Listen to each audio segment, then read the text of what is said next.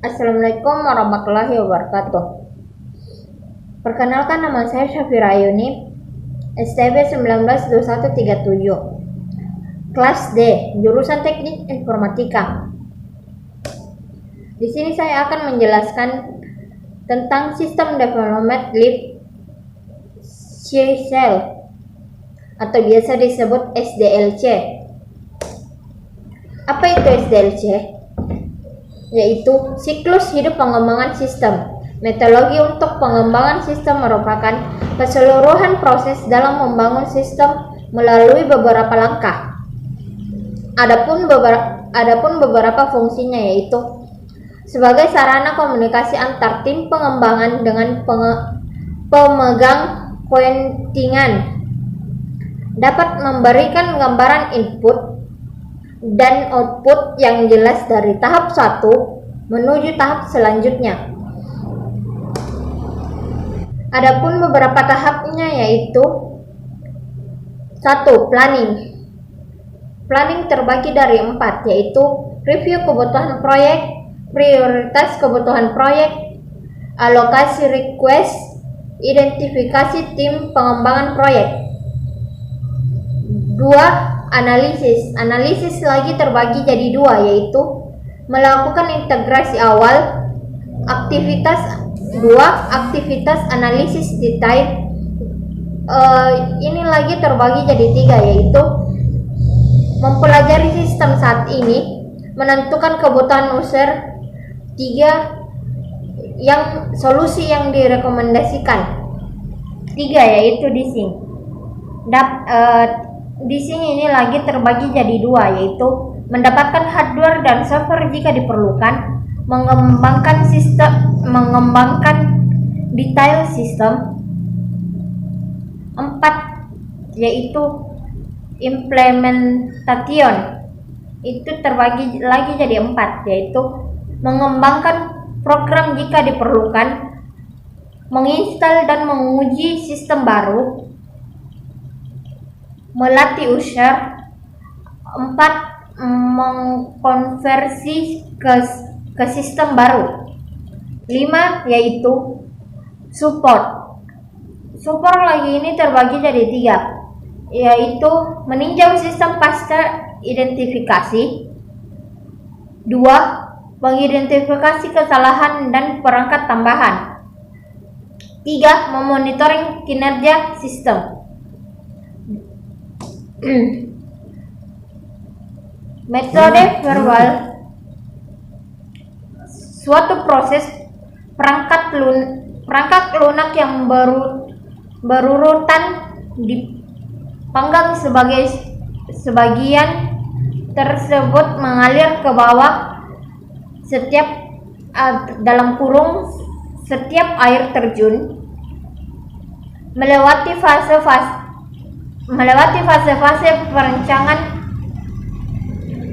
perencanaan, pemodelan, identifikasi, dan pengujian. Yaitu tahapnya request, get, and analysis, yaitu mengumpulkan kebutuhan secara lengkap, kemudian dianalisis dan diidentifikasi kebutuhan yang harus dipenuhi oleh program yang akan dibangun. Fase ini dikerja secara lengkap untuk bisa menghasilkan desain yang lengkap. 2. Desain adalah dalam tahap ini pengembangan yang menghasilkan sebuah sistem secara keseluruhan dan menentukan alur perangkat lunak hingga algoritma yang detail. 3. Implementasi adalah tahap di mana keseluruhan desain yang diubah menjadi kode program yang menghasilkan masing-masing berupa modul-modul yang akan diintegrasikan menjadi sistem yang lengkap. 4. Integration dan testing. Di tahap ini dilakukan penggabungan modul-modul yang sudah dibuat dan dilakukan pengujian dilakukan pengujian ini dilakukan untuk mengetahui apa software yang dibuat telah sesuai dengan desain dan fungsi pada software, terdapat kesalahan atau tidak. 5.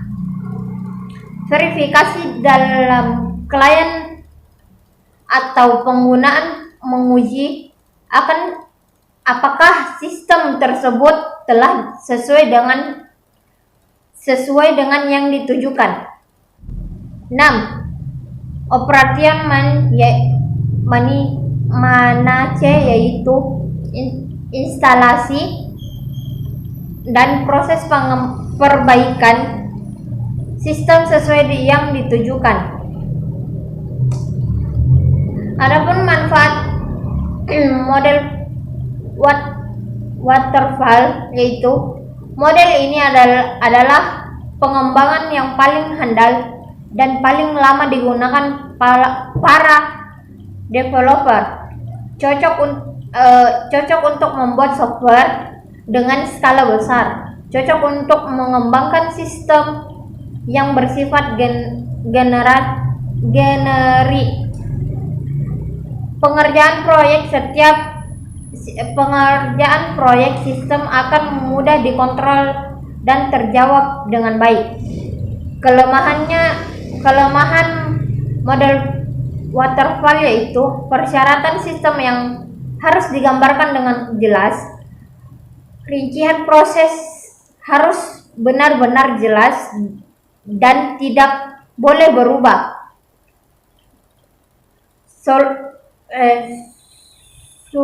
Sulit untuk dapat beradaptasi jika ada perubahan spesifikasi pada suatu tahap pengembangan.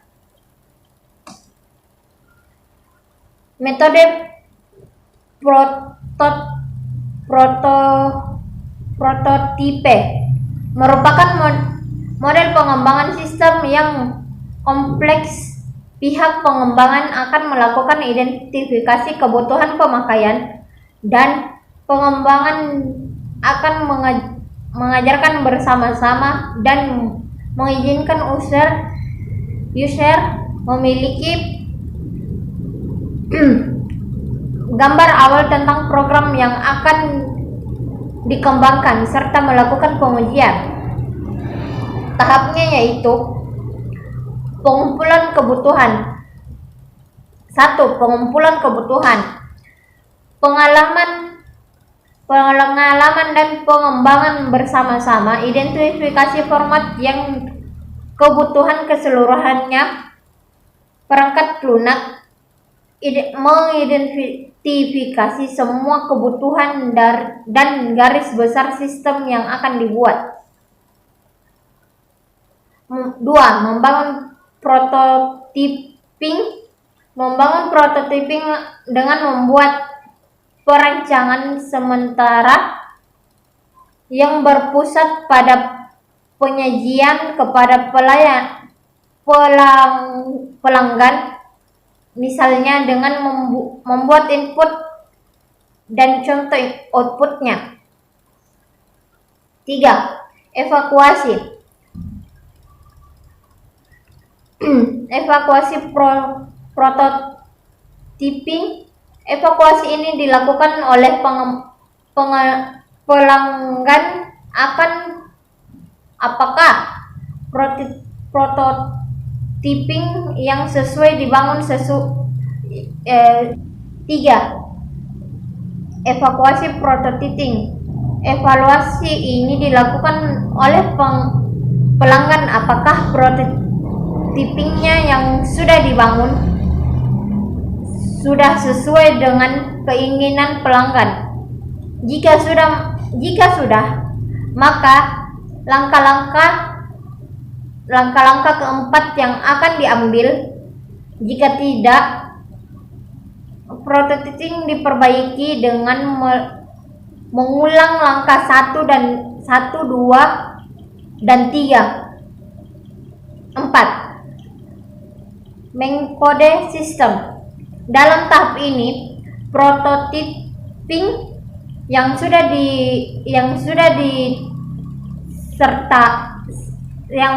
disepakati diterjemahkan dalam bahasa program yang sesuai. 5. Menguji sistem. Setelah sistem sudah menjadi perangkat lunak yang siap pakai, harus dites dahulu sebelum digunakan. Pengujian ini dilakukan dengan white box, black box, basis pad, pengujian arsitektur, dan lainnya.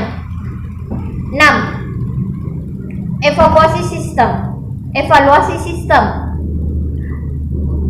Pelanggan mengevaluasi apakah sistem yang sudah sesuai dengan yang diharapkan. Jika sudah, maka langkah ketujuh dilakukan. Jika belum, maka mengulang langkah 4 dan 5. 7. Menggunakan sistem. Perangkat lunak telah diuji dan diterima, pelanggan siap untuk digunakan. Adapun kelebihan dan kekurangannya, yaitu kelebihan metode prototipe, yaitu menghemat waktu dalam pengembangan sistem, penentuan kebutuhan lebih mudah diwujudkan, pelanggan atau klien beradaptasi aktif dalam pengembangan sistem, sehingga perangkat lunak mudah disesuaikan dengan kebutuhan dan keinginan pelanggan. Komunikasi yang baik antar pelanggan dan pengembangan. Pengembangan dapat lebih mudah dalam menentukan kebutuhan pelanggan. Adapun kekurangannya yaitu proses perancangan dan analisis terlalu singkat. Biasanya kurang fleksibel dalam menghadapi perubahan. Pengembangan kadang-kadang membuat kompromi integrasi dengan menggunakan sistem operasi yang tidak relevan dan algoritma yang tidak efisien. Sekian, terima kasih. Wassalamualaikum warahmatullahi wabarakatuh.